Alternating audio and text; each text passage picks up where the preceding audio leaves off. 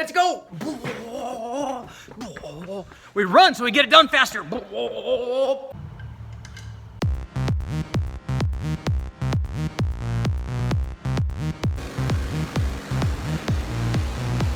everybody, I'm Richard Oldner and welcome to the channel. I'm at West Tech Performance doing lots of dyno testing, so please make sure to like, share, subscribe, ring the bell, do all that stuff so you get notified when I do all this testing. One of the complaints I get in the comments when I do all this testing is the following: Richard, that's not real world. You guys run the motor way too cold on the dyno. Why don't you run the motor hotter like it happens in the real world? That really isn't the question. The question is, what's the difference? What's the difference between running the motor cold and running the motor hot? Well, there's only one way to find out. Let's head to the dyno. We rely on this Mazir electric water pump to keep the motor cool during dyno testing, but the temperature is actually controlled by this thermostat down here. We can run it at whatever we want, from 100 degrees or less, all the way up to over 200.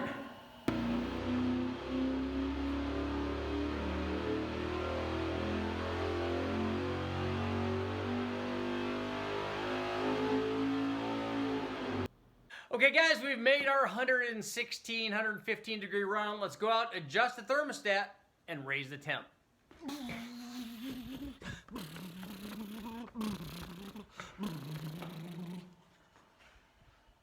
Right here.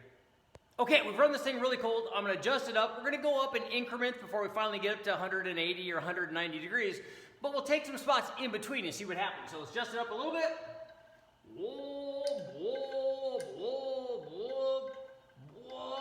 And we'll see where that takes us. Let's go.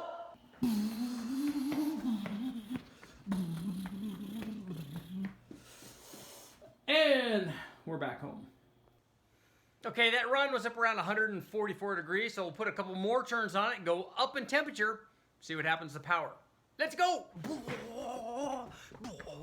We run so we get it done faster. We're here. All right, guys, we get a couple more turns. Turn it up a little bit. A little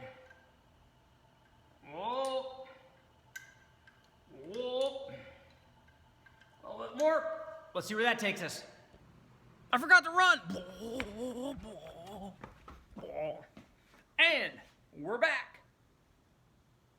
Okay, that was a nice little gain in temperature. We went from 144 to 157 degrees, so we'll head back out, turn it up again, see if we can't bring it up into the 170 or 75 range. Let's go check it out.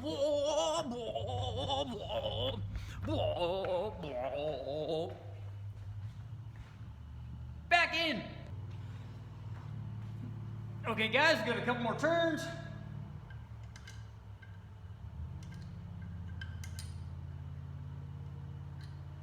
And back to the console room.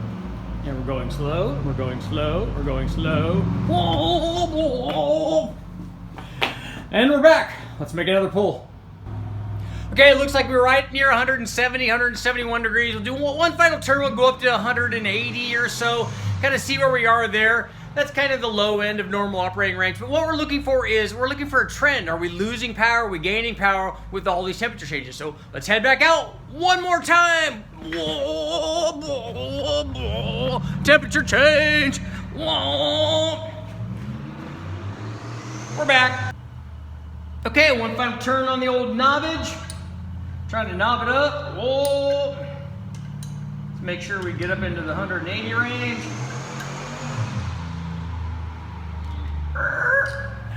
All right, that should do it. Let's head back. Before we head back in to do the high temperature test, 180 degrees. Let's give a thumbs up to the test motor. It was a Junkyard motor. It's had like 8 cams in it. It's had boosts, had intake manifolds, had indexing plugs, all kinds of crazy stuff, and yet it still does well. Okay, we've adjusted the temperature. It should be up near 180 degrees. Let's head to the console and make some runs.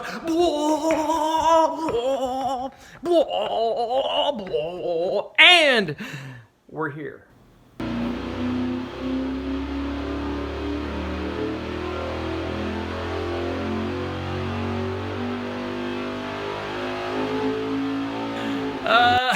That was maybe too much running for me. Good thing it worked out. So now let's take a look. We've run all the tests at various temperatures ranging from 116 degrees all the way up to a little over 180 degrees. Let's take a look at the data now and find out, was there a big change in power from going up basically 65 or 70 degrees in temperature? Does temperature make a difference? Let's find out. Now we can take a look at the dyno results and our comparison between running our test motors at 116 degrees and then what happens when we run them at a high of like 180 degrees. Obviously we can run them hotter than that, but this gives us a good indication of the big change in power that we get when we run them cold versus running them hot at more of a normal street temperature. Our test motor was a 5.3 liter L33, my junkyard favorite motor kind of. All aluminum, 799 heads. We did have a Brian Tooley Racing red hot camshaft in it. I'll go ahead and put the results up here, or the specs of the camshaft. In addition to upgrading the camshaft, we also naturally had to upgrade the valve springs, which we did. We ran this thing with a fast LSXR manifold and a matching 102mm throttle body. It had also received a set of 1 7/8" long tube headers and collector extension. So basically a cammed and intake manifold upgrade 5.3 liter, and the L33 all aluminum one had the flat top pistons combined with the 799 heads.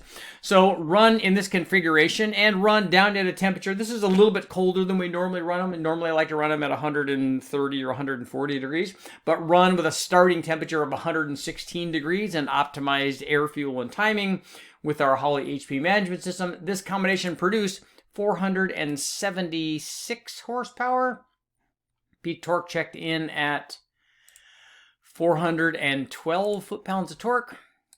Here's what happened when we stepped up in temperature from 116 to 144.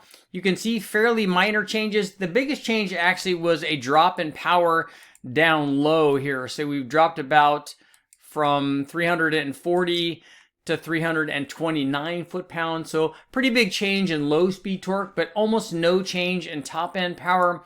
Here's what happens when we went up in temperature to 157. Again, another couple of foot-pounds down low, but very little change up top. I'm going to zoom in here in just a second so you'll see. 170 degrees, basically the same thing. Maybe a little bit of a drop in low-speed torque, but not much of a change in peak power. And again, our final temperature of 180 degrees. Again, we might have lost a half a foot-pound down low or something, but really not very much. So if we zoom in, we can see that the big changes in torque from temperature were down low. So we see at 116 degrees here at 3,200 RPM, we're making 340 foot-pounds. When we raise the temperature down to, or up to 180 degrees, the torque peak, or the torque output, dropped to 322 foot-pounds. So we dropped about 18 foot-pounds of torque, changing the temperature from 116 degrees down to, or up to 180 degrees. But the interesting thing is, if we take a look and we zoom in up here at the top, where our peak power output happens, we see that there's only a very small change in peak power output. So at 180 degrees, it made 473 horsepower. Versus 475 or 476 at 116 degrees. So very small change in power at the top end, but a pretty good sized jump in torque down at the bottom from colder temperature. Okay, we've taken a look at the power gains offered by the change in temperature, going from 116 degrees, fairly cold, to 180 degrees, much more normal operating temperature. And we saw there's very little change in power at the top end, 3 horsepower or so, but pretty big changes down low, near 20 foot-pounds. I'm going to show you the change in temperature now from the runs, and also show you the change in temperature during the run, so you can see what the rise in temperature is as we're making the pull. So we're going from around 3,000 RPM up to 6,500 RPM. On our 116 degree run, we started at 116 degrees, and during the run from 3,000 to 6,500, it rose to 124.5 degrees. So here was our next run at 144 degrees. We started at 144, and it rose to 151 degrees. We can see, I'll go ahead and move there. Here's what happened on our 157 degree run. Again, I'm going to move this so we can see a little bit better. We started at 157, rose to 164 degrees. On our 170 degree run, move this a little bit, we started at 170 and rose to 176.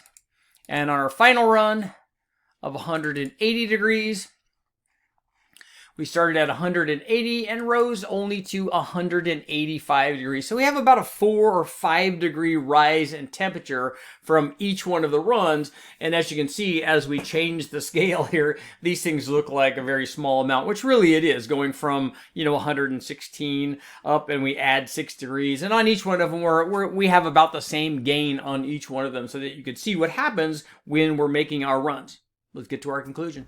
Okay, guys, what's the takeaway or comparison between running the motor down like at 116 degrees and running it up at 180 degrees? As you saw, it's not 1,000,000 horsepower like I get in lots of the comments.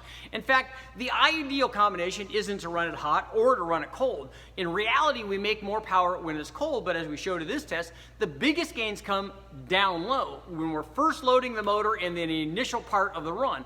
At the top end, there was actually very little change. The ideal combination for making power, and I get this question all the time, Richard, what's the best way to make power? Is it to run it hot? Is it to run it cold? Here's the ideal combination. You want the oil temperature to be hot, but you want the motor temperature to be cold. Now you guys let me know in the comments, how do we do that? I'm Richard Holder. Make sure to like, share, subscribe, ring the bell, do all that stuff. I'm here at West Tech, and I'll keep testing.